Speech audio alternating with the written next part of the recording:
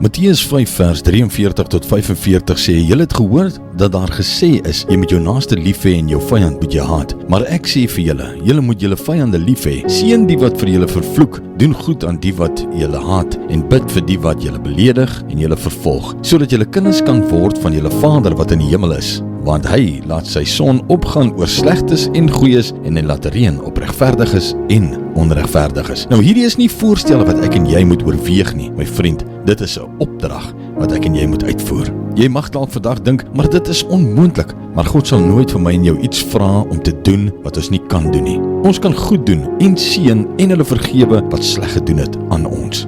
As iemand vanoggend sê, maar ek kan nie daai persoon vergewe nie, dan sê jy eintlik, ek wil nie daai persoon vergewe nie. Die vermoë om te seën, te vergewe en lief te hê is reeds binne in my en jou. My vriend, laat dit wat God binne in my en jou gesit het uitkom. Die wêreld het nodig om God se liefde te sien en te ervaar.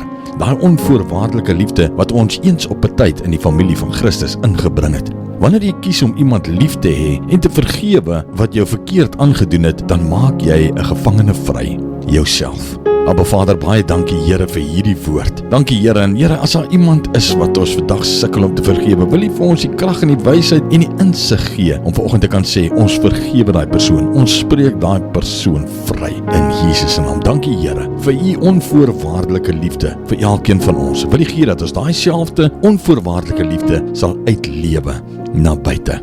In Jesus se naam. Amen.